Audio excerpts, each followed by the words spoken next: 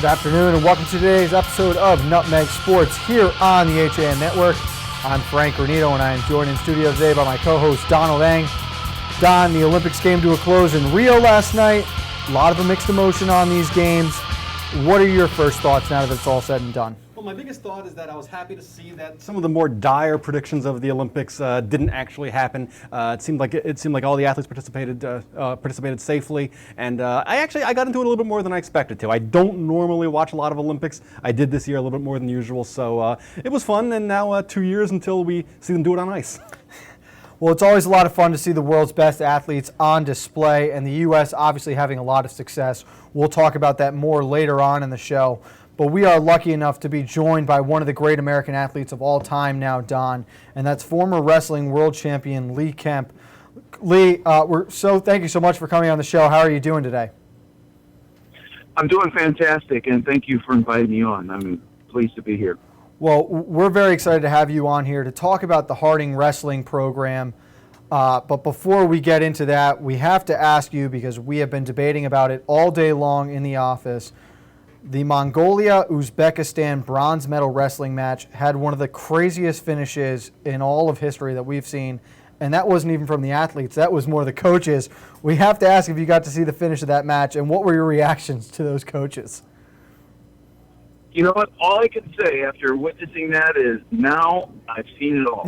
Sometimes you don't know that you're going to be able to make a statement like that. I think I've seen it all now. I mean, nothing will surprise me after seeing that. Lee, this is Don here. We'll talk about Harding in just 1 second, but I also wanted to point out you've got something in common with actor Tom Cruise. I don't know if you knew that. You both consider wrestler Dan Gable one of your big-time heroes. Can you tell us about what it was like to wrestle Dan? You know, it was a situation where I got to wrestle my idol. I was a young wrestler. I was a high school sophomore when I met Dan Gable in 1972. It was the summer of 1972, just before he went to Munich, Germany, and won an Olympic gold medal. It was in the summer after my sophomore year in high school. Dan had such an impact on me at that wrestling camp that I went on after that to win 2 high school state titles. And little did I know that I was going to wrestle him 4 years later from the time I met him. My sophomore year in college in November, he was making a comeback to make the 76 Olympic team. So just 4 years after I met him, and 4 years after he won his Olympic gold medal in Munich, he entered this college tournament. And back then it wasn't a lot of freestyle tournaments, so he was entering a tournament just to get some competition in, so he thought, I guess. But I was just a young guy who was kind of enthusiastic. I wanted to wrestle the best, and there he was. And I used everything that he taught me mentally back 4 years ago, because he was addressing the whole group of wrestlers, as I've done thousands of times teaching clinics. I tell all the kids, hey, you can win. There's no one that you should take a back seat to. And all the same stuff Dan told the whole room of wrestlers back that day when I was a sophomore in high school. But I think I was probably the only kid in the room that believed it. So anyway, I had a chance to wrestle him. My coach in college tried to get me to avoid the match by cutting down a weight or going up a weight. I wanted to wrestle him. I thought it'd be cool. To me, it was like if you were a good pitcher, wouldn't it be cool to go back in time to pitch against Babe Ruth, see how good you could do? That was my mentality. I didn't really know I was going to win the match. I just knew I was going to go out and wrestle hard. And as it turned out, I ended up winning the match. So that taught me a lot about life. And what that lesson is not always the best person wins, because Dan by far was better than me, but I ended up winning the match. But it was a great experience for me. It really put me onto a whole other level mentally. And I think people viewed me a whole lot different than too as an athlete. We were looking back on it, and we think it definitely burst you onto the scene. Really a statement win for you. And again, just such a cool experience, as you talked about. Shifting gears now, Lee, as we look towards that Harding Wrestling program. We talked about it last week. Due to citywide budget cuts, Harding Wrestling is one of 7 athletic programs within the Bridgeport schooling system that's being cut. Lee, how does a kid from Ohio come in contact with this Harding program, and what was it about the program that really inspired you to get involved in saving it? It was that's a great question, and it just shows you how just by meeting somebody and they kind of make you aware of a certain situation, that's what happened. Through a work friend named Bob Gerke, when I worked in New York City back in the mid '80s. I keep in touch with Bob, and one of Bob's childhood friends. They were at a function, and they just mentioned my name, and one thing led to another, and so I just got a call, and it was Jeff that called me actually. So, and he shared with me what was going on with the situation, and right away I just knew I had to get involved because wrestling has been such a big part of my life that I knew that that if there was anything that I could do to help that situation, I for sure wanted to do it. So, and that's just kind of how it evolved. It just evolved from there, from that initial phone call and learning about what was going on, and again, Jeff Nolan was the name of the person that contacted me, and so we got to know each other just over the phone, and because we had that common friend, I just knew I wanted to get involved. Well, we had Coach Santiago on last Monday to talk about the different fundraisers that the program is hosting and what else they're doing. They have a GoFundMe page online right now that just in the last week has raised nearly $5,000 from over 50 different donors. Lee, what is it about the wrestling community that has so many people jumping to join this cause? Because we've seen everyone now from rival coaches, collegiate coaches, former wrestlers who have come to work at camps and helped out in so many different ways with this. Well, the thing I see is that wrestling connection is so deep, and it's just so vast.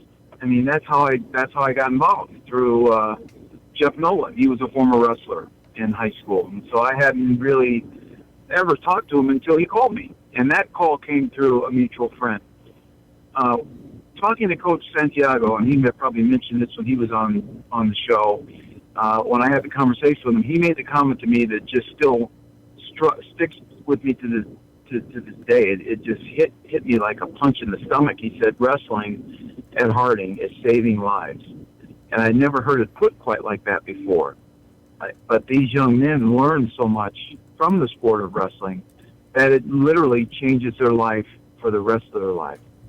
So when you have a sport that has that type of impact, then that's why the wrestling community from all over the country, or all over at least the state and country, they're getting involved because they know how important. Dan Gable coined the term, "America needs wrestling." Well, that's a true statement. America definitely needs wrestling. Now you make an interesting point there, because you had mentioned earlier about wrestling, where it's not always the more talented wrestler that wins.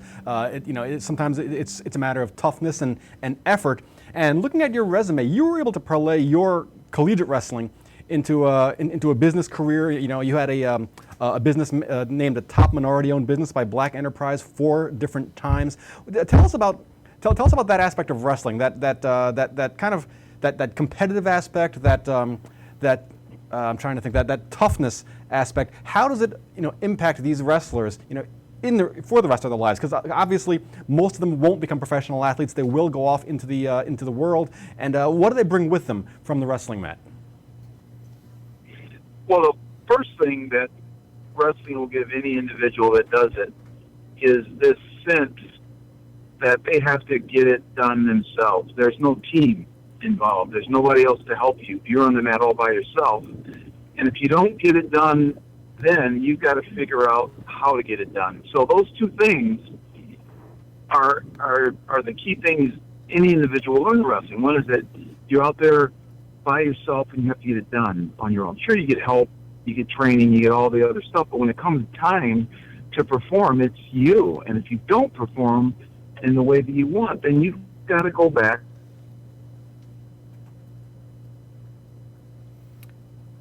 Lee, can you hear us?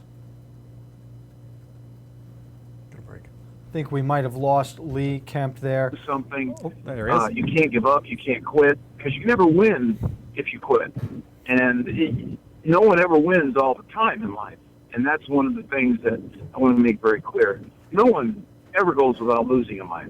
The key in life is not how things are going when things are going well and easy and you're winning. The key in life is, what do you do when things don't go right? You get knocked down, you get beat, you take a loss, you lose this business, whatever happens, can you rebound and come back? And so the drive and perseverance, and that's the word I'm looking for, perseverance. That's the one of the key things that wrestling gives you, the perseverance to get going at it. So every business that I've owned and that I've been involved in required all that to keep the business going. You know, a lot of people think, oh yeah, if I could own the business, that would be great. Well, you know, once you get in this business and you realize you have the responsibility for everything, the bottom line, the buck stops with you, you gladly will give all that back and just go work for somebody. I learned that within the first year of trying to own the car dealership. That was probably one of the most difficult experiences I ever had. But wrestling taught me to persevere and not quit. And I finally was able to turn this dealership around. I was a dealer for 14 years. And it was I would say it was a struggle every day, but wrestling's no different. Well, Lee, you talk about the perseverance, and we see it on display already with Coach Santiago and these kids and the way they're fighting to keep this program alive. You were right. When I spoke with Coach Santiago, when he talked about Harding Wrestling saving these kids' lives, it really shocks you and puts it into perspective. Not only did they graduate all of the seniors off this team last year, but they also put all of 11 of them into college, including 2 on wrestling scholarships. Lee, what kind of a message is being sent to these kids when we're cutting athletic programs like this, and what kind of potential opportunities are we seeing them being robbed of now? Well, when they see a positive program like that, a wrestling program or any program that gets cut by funding, it sends a message to them that it's not that important, that their lives aren't that important. It's not that it's the wrestling program, because this goes beyond the wrestling program. They see that they're not really considered that important. So when you lose hope is sometimes that's all people have is hope. If you take that away, then you have probably some of what's being displayed right there in the city of Bridgeport, right? I mean, you just see a lot of bad things because there's really no hope, really. So the wrestling program there in Harding is a beacon of hope to these wrestlers. That's why they're doing it. Getting a little deeper into it, Coach Harding was telling me that they feed these kids pretty much every evening. So for a lot of these kids, that's the only meal they get in the day. Can you imagine that? Taking that away from the kids as well. So it's a lot more than just a wrestling team. They're taking these mentors away, like Eddie Santiago. They're taking away the fact that it's a safe place for them to be. A lot of the kids, Santiago was telling me, that they feel it's safe there, and they don't even want to go home. So we cannot let this program die. Absolutely not. Well, I think you're absolutely right. And Lee, I want to thank you so much for taking time out of your day and come on with us. Before we let you go, though, if there's anything you could say to the viewers about what they can do to the save of the program, now is the time to offer those words. Well, what I would say is I'm sure the website hopefully is available somewhere. Maybe that can be communicated after I get done saying what I'm going to say. But just go to the website and contribute to wrestling. It's a great cause. You can get online and see the various articles that are written about this situation in Harding, and you'll see the value that your donation will bring to not only the program but to these kids that so desperately need it. Well, thank you again, Lee. We really appreciate your time, and we will make sure to keep spreading the word about how you can donate to that Harding cause. We will take a break here on Nutmeg Sports, but when Don and I get back, we'll shift gears, look at some of the local baseball, including the Little League World Series that's been going on from this past weekend. Have have a sports injury or a slip and fall that needs immediate care? Coastal Ortho Express Urgent Care gives you direct access to an orthopedic specialist fast, without an appointment. Biking, golf, tennis, soccer, whatever the sports injury is, sprain or fracture, Coastal Ortho Express can help. Coastal Ortho Express Urgent Care, open Monday through Saturday, now in 2 locations. The iPark building at 761 Main Avenue in Norwalk and 36 Old Kings Highway South in Darien. Or go to coastalorthoexpress.com, like them on Facebook. For more than 50 years, Triple S has been Fairfield County's expert service for carpet, upholstery, and drapery cleaning. We provide the best in repairs and in-depth restoration, understanding fabrics and how to properly clean and restore them. Our staff will come to your home to clean your wall-to-wall carpet to perfection. We can also pick up your fine carpets and bring them to our facilities. With locations in Norwalk, Stamford, and Stratford, Triple S will get the job done fast, big or small. At Triple S, you can count on our people as well as our cleaning. Find us at triplesclean.com or 203-847-8000. Hi, this is Leo Carl from Carl Chevrolet in New Canaan, and you've heard me talk about the Chevy Volt for years. The new model gets 53 miles on EV charge daily, plus 420-mile full range. But don't take my word for it. You need to come in and test drive the Volt yourself. Visit us at 261 Elm Street in New Canaan or online at carldirect.com. A Better View Window Cleaning Plus has been cleaning glass all over Connecticut for over 20 years. They also specialize in cleaning chandeliers, mirrors, skylights, tiles, and will power wash anything that needs cleaning. They hold an A+ rating with the Better Business Bureau and are fully insured and bonded. When you deal with the Better View, you're dealing with the best, not the rest. Call today for a free estimate, 203-284-8836, or visit them online, abetterviewcleaning.com.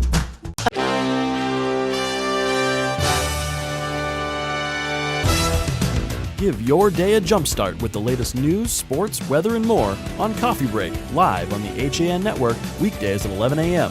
Connecticut news doesn't get any more local than on Coffee Break. Welcome back to Nutmeg Sports here on the HAN Network. We want to thank our guest again, 3-time world champion wrestler Lee Kemp. Don, that was one of the cooler guests that we have ever had on this show, and that was awesome. It really was, and what shines through is the passion that he has for the sport, and that we've seen in a lot of wrestlers, former wrestlers, wrestling coaches. I tend to think that almost like that the wrestling fraternity, much like a college fraternity, the shared suffering kind of really makes you value your membership in a group like that. That community of wrestlers, it's really great to see. And we mentioned it last week. It bears mentioning again. A $218 million school budget, $18,000 to cut a program that sends 12 kids to college. It just seems tragic. And we talked about in between the break there, just so well spoken, so articulate was Lee. But this was a man who was the greatest athlete in his sport for 3 years' time. Would have most likely won an Olympic gold medal if not for the boycott in 1980 of the games. And he's just given back to a small program somewhere random in the country that he has no affiliation with. It is incredible, and we cannot stress enough how you should donate to this cause. For more information on how to donate to Harding Wrestling, you can go to GoFundMe.com and search Save Harding Wrestling. And for more information, you can go to their Twitter handle at WHHS Presidents. It is a cause worth fighting for, and if you don't know enough, please go online, read the articles. They really need help. Right, and it was gratifying to see as we had the GoFundMe page up on the screen for a couple seconds there. Save Harding Wrestling is one of the trending topics there on GoFundMe. $6,854 of a $20,000 goal. 90 people in 9 days. So 10 people a day are essentially every day since they've come on. 10 people have donated a total of about $700. To combine. So really great to see the support. We mentioned with Lee, we've seen almost $5,000 increase from last week, and over 50 people have donated since Coach Santiago was on Nutmeg Sports. But shifting gears here now, Don, you took Nutmeg off on Wednesday last week, but we were joined by the general manager, Jamie Toole, of the Bridgeport Bluefish to talk about the team's second half's success this season, some of their upcoming events, particularly the upcoming event that was Friday night when Ozzie Guillen was in town to be their guest manager. And on a night when their former World Series champion was the guest manager, the Bluefish could not seem to get anything going, losing the series opener 9-3 at the hands of the Somerset Patriots. Ross Seaton took the loss for Bridgeport, surrendering 5 runs in just 3 innings of work. Somerset tacked on 4 more runs in the top half of the 6th, stretching the lead to 9-1 and effectively putting Game 1 out of reach. Right, and unfortunately for the Bluefish, not much changed on Saturday. Somerset pitcher Rudy Owens threw 7 innings of shutout ball, leading the Patriots to a 3-0 victory. Bridgeport actually only trailed 1-0 heading into the 9th inning, but the Patriots picked up 2 more off relief pitcher Jose Veras to stretch the lead to 3-0, and then John Hunton came in to close out the game. And it was tough, too, that last 9th inning there. One of those runs was unearned. It came in via the error. That was a tough one to see, but finally on Saturday, the bats come to life for Bridgeport, and they're able to take the final game of the series and avoid the sweep. After a tough 3rd inning, the Bluefish were trailing 6-3, though, Don, and things did not look good. Finally now, in the bottom of the 4th, they tack on 6 runs to take a 9-3 lead, adding 3 more later on and on their way to a 12-8 victory. They went into that series with a game lead over Somerset. They now come out a half game behind Somerset. They were at the bottom of the standings here at the start of the year. They need to win the division in this second half. How much is losing this series going to hurt them in the long run? Well, I mean, it hurts a lot, especially considering that the Atlantic League splits the season. So it's not like a major league season where you've got 162 games to really make it up. In this case, you've really got more like 60 games. And Bridgeport now with a record of 23-20, half game out of first. The Patriots 24-20. So, they're even in the loss column. Bridgeport has been playing well this second half. They came in, they'd been, I think, 7-2 coming into the season, coming into the series, actually. They're still now only 6-4 in their last 10.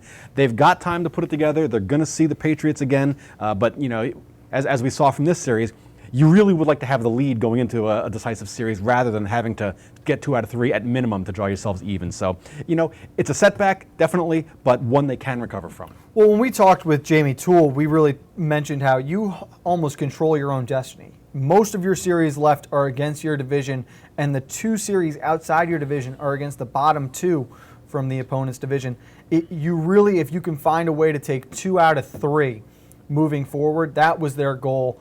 I think they're a little frustrated coming off a split with the Southern Maryland Blue Crabs that they ended up losing 2 of the 3 and now sit behind Somerset by that half game heading out of that series. Right. And the consolation is that no one's really running away with that Liberty division. Somerset 24-20, Bridgeport 23-20. As you mentioned, your fate is in your own hands. Just win series. In fact, really, just win games. I mean, it sounds silly to simplify it to that, but just win the series. You go into any series you go into, take 2 out of 3, and you're going to be fine.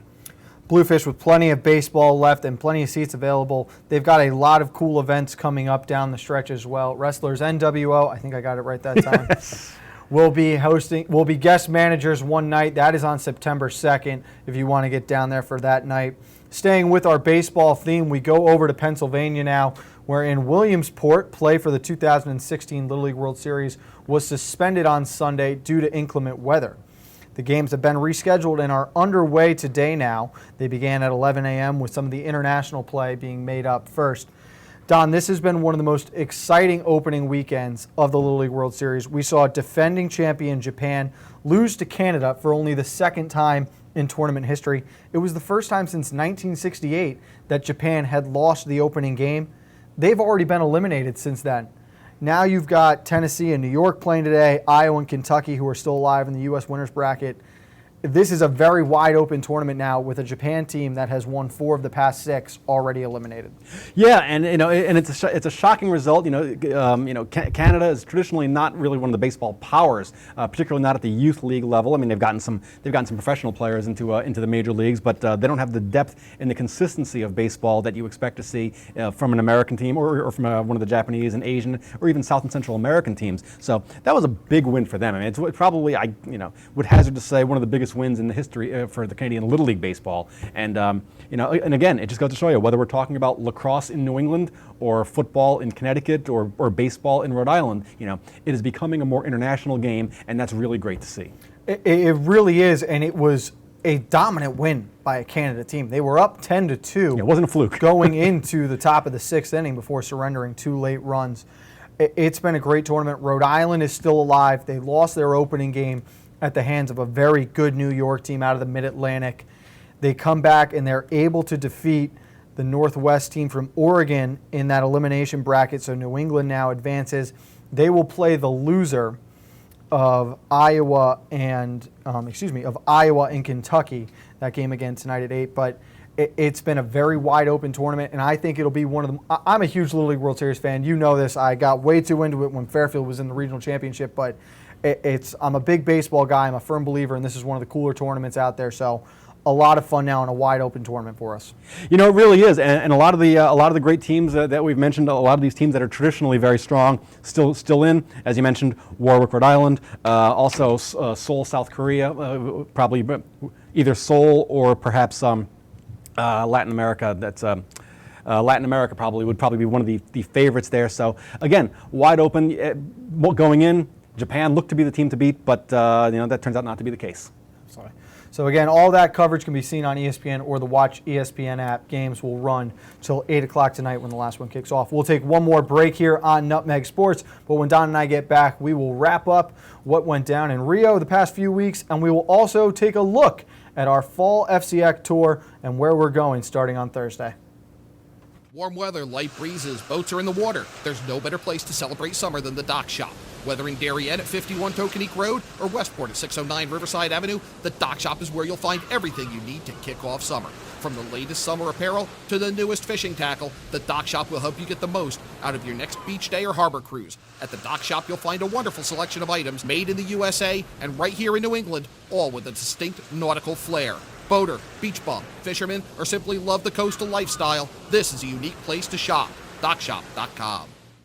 Walter Stewart's Market in New Canaan is your time-saving local shopping destination for the best of spring. Find many of your favorite products, from great specials on everyday items to the freshest organic produce, artisanal cheeses, and grass-fed steaks. Drop off your knives to be sharpened, grab a beautiful bouquet of spring flowers, and stop in next door for a wine tasting. Plus, their personable staff is always ready to lend a helping hand. So stop in to Walter Stewart's Market, 229 Elm Street today, or shop online at stewartsmarket.com.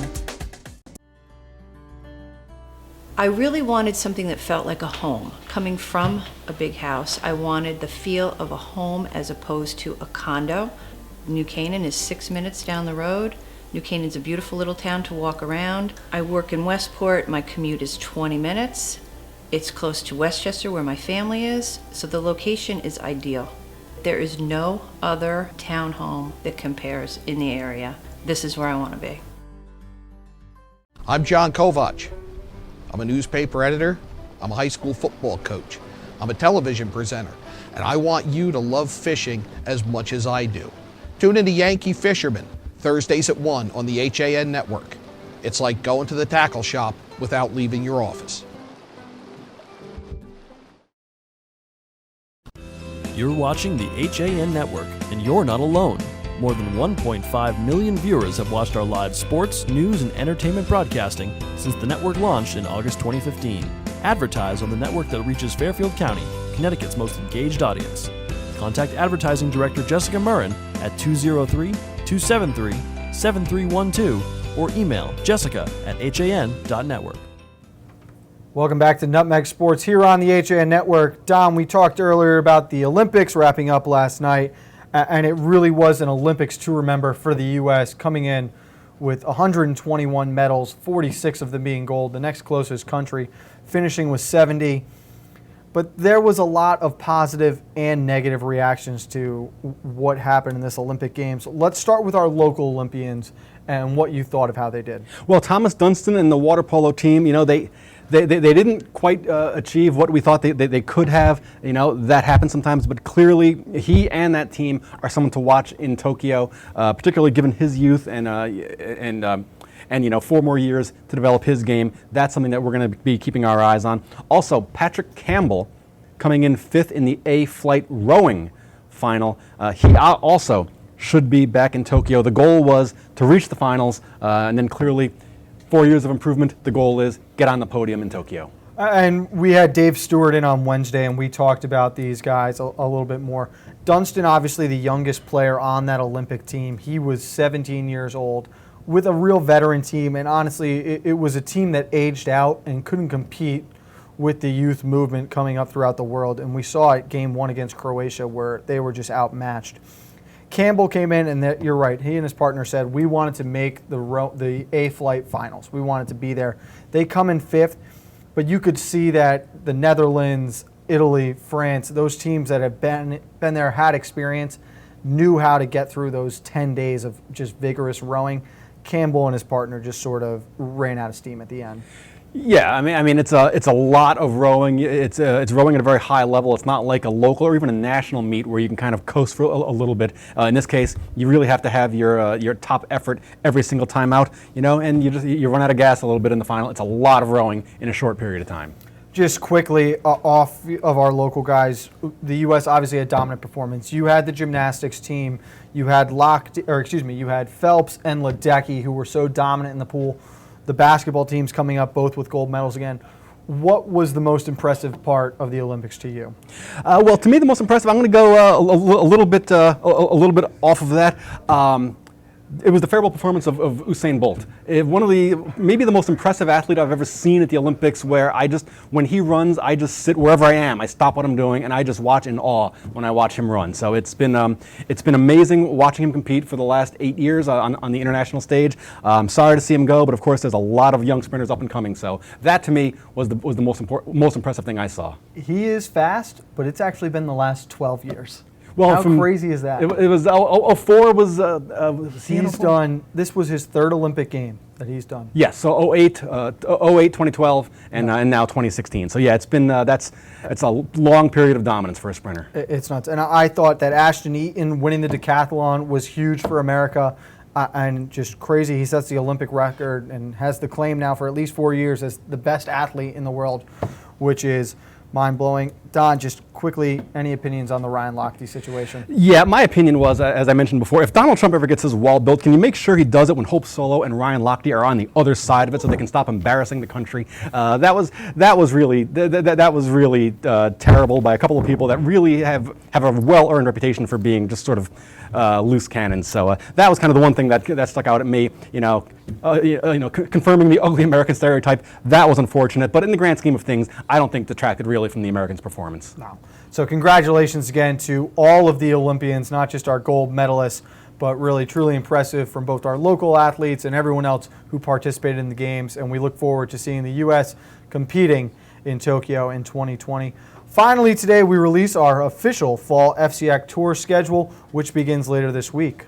Starting on Thursday, the HAN Cruiser will be traveling to all 17 of the FCX schools to meet with all of their fall captains and preview the upcoming season. The tour will start Thursday morning when the Cruiser travels to the FCX school with the most championships from 2015-2016, and that is the Darien Blue Wave. Later in the day, we'll be making stops at both Brian McMahon and Norwalk High School. On Friday, the Cruiser will start up in Danbury as we speak to the Hatters, and then we make our way to Tiger Hollow on the campus of Ridgefield High School, and finally wrap up the afternoon at the newly turfed Dunning Stadium with the New Canaan Rams. And then after taking the weekend off, back at it Monday morning, 3 more stops from Trumbull High School to St. Joe's in the morning, and then we wrap it up in the afternoon with the Wreckers at Staples High.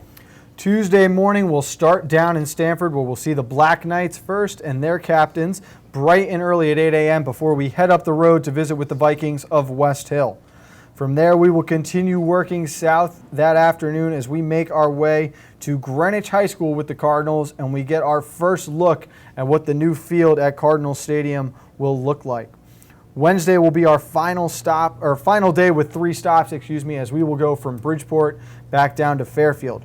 Starting the morning at Kennedy Stadium with the captains of Bridgeport Central, we'll then finish off the morning at Fairfield Ludlow before heading to Fairfield Ward that afternoon. And finally on Thursday, we wrap things up with our final 2 stops of the tour. We will visit Wilton High School and speak with the Warriors in the morning before heading back to Stamford, where we end the tour at Trinity Catholic, speaking to the Crusader captains. So a busy couple of weeks as always. It's going to be a very fun week. It'll be jam-packed days. I know Eric and Kate will agree it'd be nice to get out of the studio and be on the road for a little bit, but one of the teams that really stands out to me, I'm really excited to make our stop at Ludlow. You've got the defending soccer champions of the FCX. You've got the volleyball were runners-up. They've got a lot of championship teams that I think have gone under the radar and almost been forgotten since last year. Yeah, they really have. Particularly, as you mentioned, volleyball. This will, the last 2 years, it's been Ludlow and Darien for the FCAC volleyball championship. So it's really been that's really been an exciting rivalry that's kind of buds in between those two schools. Also, I'm very anxious to see, as you mentioned, Trinity Catholic football, but also Danbury soccer. How do they do? They had a very impressive year last year. Came up a bit short in soccer, losing to Ludlow, but they return a solid course. So a lot of storylines to follow. It is, and it's very exciting. We're at a new year, a whole new cast of characters that we'll get to know. One more thing I want to say, obviously, is Darien and their field hockey program. Everyone's going to be talking about the football team again and how they follow up that undefeated #1 season. I'm excited to see Mo Minikis and her girls for field hockey. One of the best coaches out there, and they're coming off an FCAC championship. There's going to be a lot of stops Thursday morning with Darien where we're saying coming off an FCAC championship. Right. If you use some sort of stick to put some sort of projectile into a net, Darien's good at it. I think that's pretty safe to say. That's going to do it for this episode of Nutmeg Sports. For Donald Eng, I am Frank Granito. Make sure you tune in again at 2 o'clock tomorrow. We'll be back. Check out Coffee Break at 11 a.m. with Kate Chaplensky right here on the HAN Network.